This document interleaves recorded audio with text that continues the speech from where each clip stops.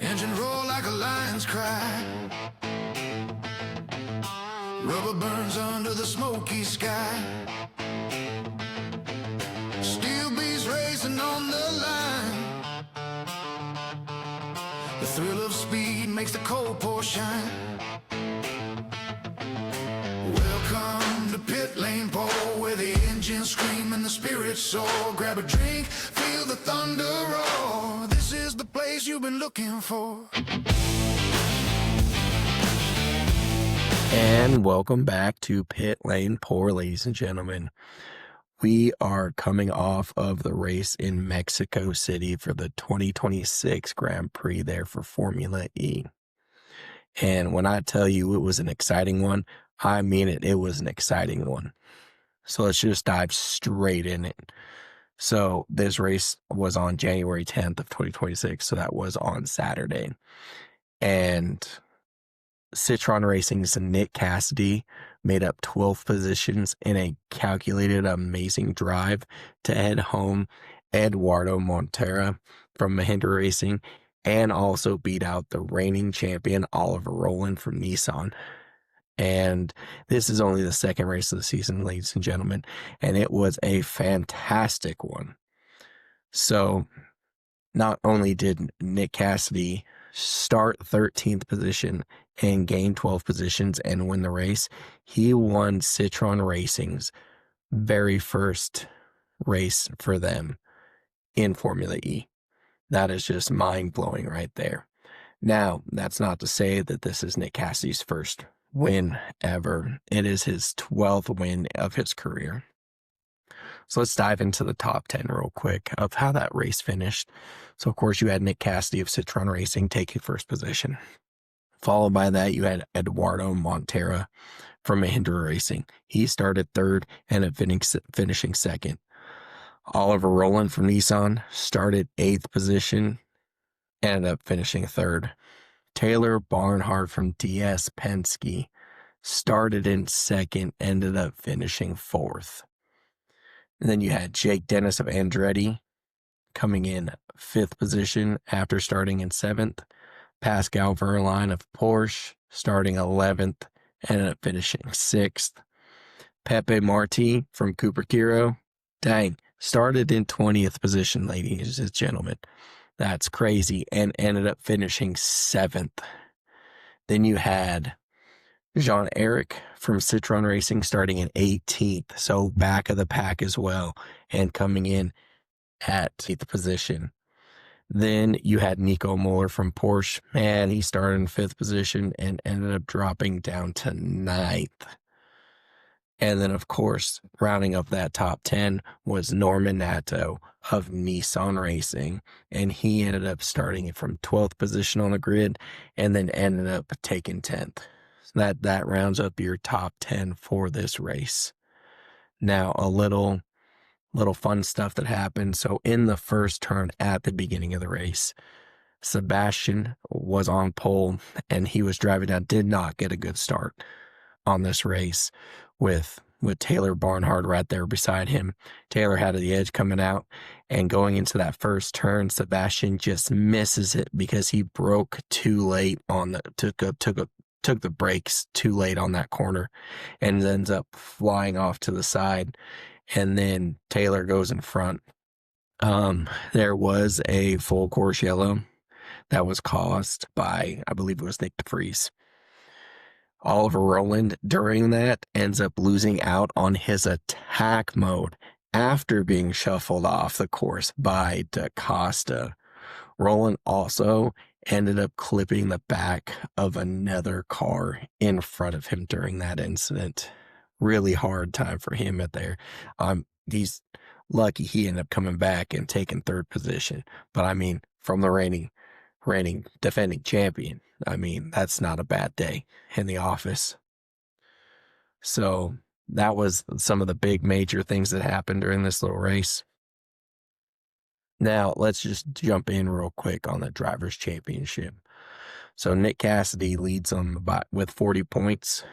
in first, followed by Jake Dennis with 36. Oliver Rowland at 34 points. Pascal Verline at 23.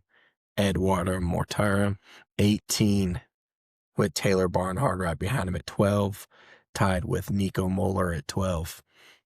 Then you have Maximilian Gunther at 8 points, Sebastian Buemi with 7, and topping off that whole top 10 was Joel Eriksson with 6 points. So, I mean, so far, so good for the first 2 races of the year. I mean, me personally, this is my first time ever following Formula E, and I just have to say I'm excited to see what the rest of the year brings us. I mean, we have drivers that I personally know, from Nick DeFries racing from Formula One in his Formula One days, and also having Dragovic as well. That's what really kind of brought me into this, and I think it's really going to be an interesting season to watch and to see how these cars pass. Because, I mean, man, there was a moment where Oliver Rowland, I mean, he came around and he made this beautiful tight turn right into a turn, beautiful pass right past one of the other competitors to get up from the front in the last few laps of the race. I mean, it was a spectacular, beautiful pass that you sometimes see in Formula One, but not always, because of how big the cars are. And so far, from my take this season, just with the 2 races that I've watched for Formula E, it's got some excitement. I mean, just some of the passing that I've seen. I love how the qualifying is. That makes it so much more competitive for the racers at the bottom of the pack. And I mean, it's exciting so far, ladies and gentlemen. I love it. But let's get into the team standings. So they also have team standings, of course, just like Formula One does. You have Citroen Racing with 44 points. You have Andretti at 36, Nissan at 35, Porsche sitting there as well at 35 points. Mahindra with 20, along with DS Penske, is also at 20 points. Envision is at 13. Cooper Kiro at 6. Lola Yamaha ABT with 1 point. And the only team right now without any points sits at Jaguar TCS when it comes to the top 10 of how it's shown on Formula E's webpage. Then you get down to the manufacturers. So something that's a little different for me coming into Formula E is that they show manufacturer points. So there's 6 manufacturers. So we have Stellantis with 62 points, Porsche at 55, Nissan at 39, Mahindra at 22, Jaguar at 19, and Lola sitting there with 4 points. So I'm not fully sure how the manufacturer points work, but I figure eventually I'll dive into that and figure that out for you guys and figure it out for myself as well. For me, getting to follow along with Formula E this year is exciting for the fact that it's all new. And so everything that I'm learning and I'm sharing it with you guys. And that really brings me more excitement and joy as well. And getting to come on here and podcast about this is exciting. So if you have any questions about anything Formula E, hell, even Formula One, Formula 2, F1 Academy, just type it in. You can email it to us at pitlanepour@gmail.com, and I'll personally answer. And if I can get some of those questions, I will answer them on here and do some shorts and get that out for you and get you guys the information. Let's continue this amazing ride of Formula E this off season of Formula One and see what actually goes on and how wild it can be. Because I mean, just out of the first 2 races, it's been pretty wild and crazy with some of the passing and a few of the wrecks. I mean, last race at Sao Paulo, we had some fire come out of an engine of an electric car. I mean, that's pretty wild and crazy there too. And now I know that this video is a little shorter than our normal videos, but